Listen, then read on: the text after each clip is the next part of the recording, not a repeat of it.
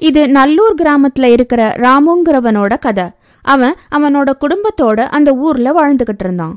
அவன் வேலை பார்த்துக்கிட்டு இருந்த விவசாய தொழில் முடங்கி போயிடுது. அதனால அவன் தில்லிக்கு போய் ஏதாவது வேலை பண்ணலாம்னு யோசிக்கிறான்.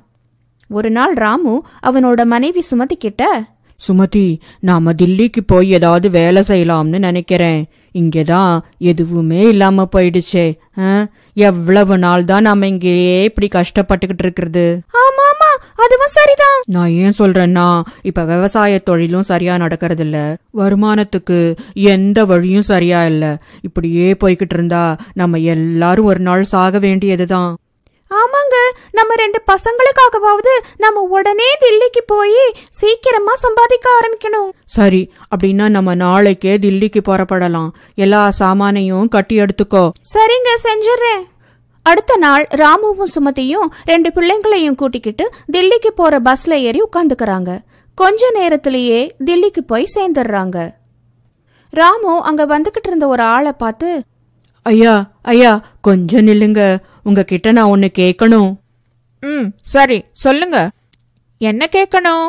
ஐயா, நாங்க குடும்பத்தோட கிராமத்துல இருந்து இங்க வந்துட்டோம். ஆனா இங்க எதுவுமே புரியல. எங்களுக்கு உடனடியா ஒரு வேலை வேணும் ஐயா. ஓ அப்படியா? இது தாப்புல இருக்கிற சந்துல காய்கறி சந்தை இருக்கு, அங்க போங்க, உங்களுக்கு வேலை கிடைக்கும். ரொம்ப சந்தோஷம், உங்க உதவிக்கு ரொம்ப ரொம்ப நன்றிங்க ஐயா. அவங்க சந்தையில இருக்கிற அந்த காய்கறி சந்தைக்கு வராங்க. ராமு சுமதி கிட்ட, இங்க பாரு சுமதி, நான் இந்த பக்கமா இருக்கிற கடைகள்ல போய் வேலை கேட்கறேன். நீ பசங்களோட அந்த பக்கம் இருக்கிற கடைகள்ல போய் பாரு, புரியுதா? ராமு ஒரு கடைக்காரர் கிட்ட கேக்குறான். ஐயா, எனக்கு உடனடியா ஒரு வேலை தேவை. உங்ககிட்ட ஏதாவது வேலை இருக்குமா? இல்லப்பா, இன்னைக்கு வியாபாரம் கொஞ்சம் மந்தம்தான், நீ வேணா நாளைக்கு வந்து பாரு. ராமு அடுத்த கடைய பார்க்க போறான். அந்த பக்கம் சுமதி ஒரு கடைக்காரர்கிட்ட போய், அண்ணே, இங்க ஏதாவது வேலை கிடைக்குமா? கண்டிப்பா, இன்னைக்கு தான் புதுசா கடைய போட்டிருக்கேன். நானே வேலைக்கு யாராவது கிடைப்பாங்களான்னு பாத்துக்கிட்டு இருந்தேன். ஒரு நாளைக்கு எவ்வளவு தருவீங்க? ஒரு நாளைக்கு 300 ரூபா தரேன். காலையில 9 மணியிலிருந்து ராத்திரி 9 மணி வரைக்கும் வேலை செய்யணும். என்ன, உன்னால முடியுமா? கண்டிப்பா அண்ணே. அந்த பக்கம் ராமு பல பேர்கிட்ட வேலை கேட்டும் அவனுக்கு வேலை கிடைக்கல. என்னங்க என்னங்க, சுமதியோட சத்தம் கேட்டு ராமு அவகிட்ட போறான்.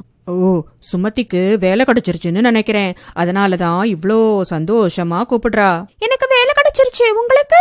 நிறைய பேத்துக்கிட்ட கேட்டு பாத்துட்டேன் சுமதி, ஆனா எங்கேயுமே கிடைக்கல. ஓ, கவலைப்படாதீங்க, உங்களுக்கும் சீக்கிரமா கிடைச்சிரும். பாக்கலாம், இன்னும் எவ்வளோ நேரம் ஆகுமோ தெரியல. சரி, சம்பளம் எவ்வளோன்னு கேட்டியா இல்லையா? ஒரு நாளைக்கு 300 ரூபா. 300 ரூபாயா? அதிகமா இருக்கே. இதுக்கு முன்னாடி நான் வேலை பார்த்துக்கிட்டு இருந்த இடத்துல எனக்கு 150 ரூபா தான் கிடைச்சது. சரி சரி, பேசாம போய் வேலையை தேடுங்க. சரி சுமதி. அவங்க குடும்பத்தோட ராமுக்கு வேலை தேடினாங்க. அப்ப அங்க இருந்த ஒரு சேட்டை பார்த்து, ஐயா, இங்க ஏதாவது எனக்கு வேலை கிடைக்குமா? நானும் வேலை செய்ய ஒரு ஆளை தேடிக்கிட்டு தான் இருக்கேன். நான் செய்யறேங்க ஐயா. சரி சரி, காலையில 9 மணியிலிருந்து ராத்திரி 9 மணி வரைக்கும் வேலை செய்யணும். என்ன, உன்னால முடியுமா? கண்டிப்பா முடியுங்க ஐயா. சம்பளம் ஒரு நாளைக்கு 300 ரூபா தருவேன். நாளையிலிருந்து வேலைக்கு வந்துரு.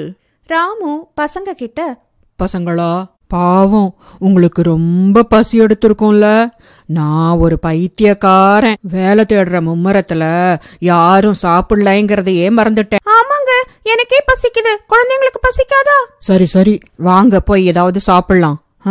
அவங்க எங்க கடை இருக்குன்னு பார்த்துட்டு அங்க இருந்த ஒரு கடையில போய் வயிறார சாப்பிடுறாங்க.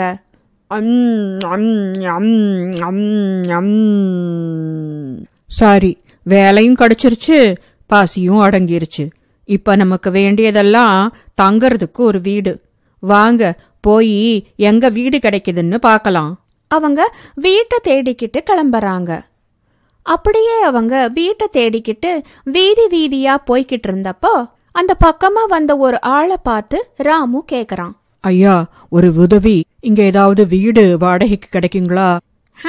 இங்க பக்கத்துலயே ஒரு வீடு வாடகைக்கு இருக்கு, வாங்க காட்டுறேன். அப்படியா? சரி, வாங்க போலாம். அவரு அவங்கள பக்கத்துல இருந்த ஒரு வீட்டுக்கு கூட்டிட்டு போறாரு. அடே அப்பா, என்ன அருமையான வீடு.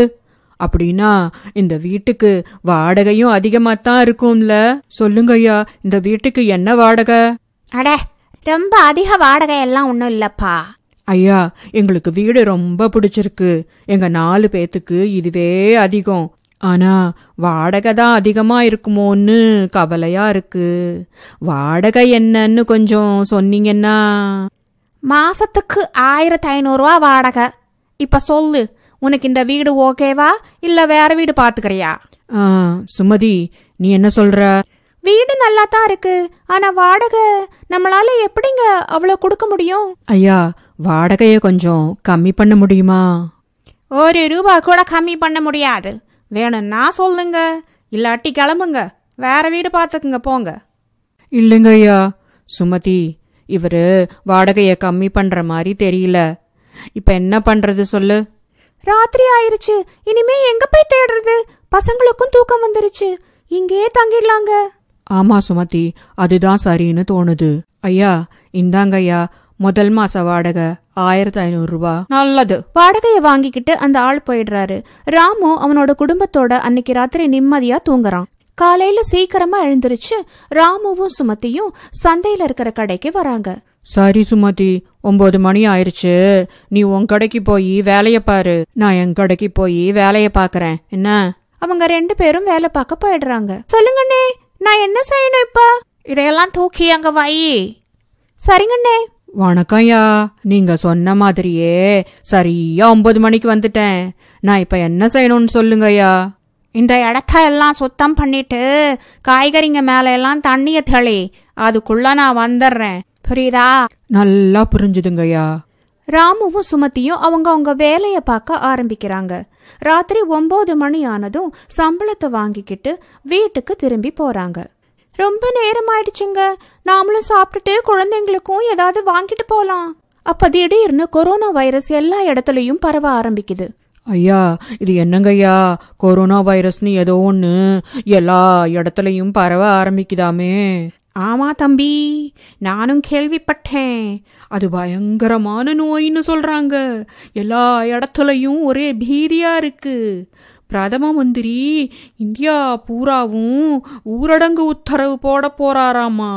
யாரும் வீட்டை விட்டு வெளியே போக முடியாது. நான் கூட இப்ப இந்த கடையை மூடிட்டு போறதுக்கு தான் வந்திருக்கேன். நீயும் ஜாக்கிரதையா இரு தம்பி, எப்பவும் கிருமி காப்பு தெர போட்டுக்கிட்டே இரு. அந்த பக்கம் சுமதி அவளோட முதலாளி கிட்ட போய், அண்ணே, எங்க பார்த்தாலும் கொரோனா வைரஸ்ங்கிறாங்களே. ஆமாம்மா, கொரோனா வைரஸ் ஒரு பயங்கரமான வைரஸ். இதனால இப்ப நிறைய பேர் சத்துக்கிட்டு இருக்காங்க. பிரதம மந்திரி இந்தியா பூரா ஊரடங்கு உத்தரவு போட போறாரு. நீயும் சீக்கிரமா வீட்டுக்கு போயிரு. சுமதி பயந்துகிட்டே ராமு கிட்ட போய் சொல்றா. இத கேட்டீங்களா? இந்த கொரோனாவால நிறைய பேரு செத்துக்கிட்டு இருக்காங்களாமா. ஆமாமா, நானும் கேள்விப்பட்டேன். எனக்கு ரொம்ப பயமா இருக்குங்க. என் முதலாளி இதனால கடையவே மூடிட்டாரு. ஆமா சுமதி, என் முதலாளி கூட இன்னையில இருந்து வேலை இல்லைன்னு சொல்லிட்டாரு. இதனால ராமுவுக்கும் சுமதிக்கும் ரொம்ப கவலையாயிடுது. ஏதோ கொஞ்சமாவது சம்பாதிக்கலாம்னு இங்க வந்தவங்களுக்கு ஊரடங்கு உத்தரவு போட்டதுனால எங்கேயுமே வேலை கிடைக்கல. அவங்களுக்கு என்ன பண்றதுன்னே தெரியல. சுமதி, இப்ப நாம என்ன பண்றது? எங்கேயுமே வேலை கிடைக்க மாட்டேங்குது. கிராமத்துல இருந்து 4 காசு சம்பாதிக்கலாம்னு இங்க வந்தா இங்க நம்மளோட நிலைமை ரொம்ப மோசமா இருக்கே. ஆமாங்க, நாம 1 மாசத்துல சம்பாதிச்சதும் காலியாக போகுது. இப்ப இந்த வீட்டுக்காரர் வேற வாடகை கேட்க வந்துருவாரு. இப்போ என்ன செய்யறதுன்னு எனக்கும் புரியலைங்க. ஒரே குழப்பமா இருக்கு. ஆமா சுமதி, இப்ப மூட்டைய கட்டிக்கிட்டு திரும்ப கிராமத்துக்கே போறத தவிர நமக்கு வேற வழியே இல்லம்மா. ராமு குடும்பத்தோட பஸ் ஸ்டாண்டுக்கு போய் கிராமத்துக்கு டிக்கெட் கேக்குறான். அப்போ கண்டக்டர் சொன்ன டிக்கெட் விலைய கேட்டு ஆடி போயிடுறான். அதை வாங்கறதுக்கு கூட அவன்கிட்ட பணம் இல்ல. பாவம், வேற வழி இல்லாம அவனோட தலையெழுத்த நொந்துக்கிட்டு ராமு குடும்பத்தோட கிராமத்துக்கு நடந்தே போக ஆரம்பிக்கிறான். அவன் எப்ப போய் சேருவான்? இனிமே அவன் என்ன பண்ணுவான்? கடவுளுக்கே வெளிச்சம்.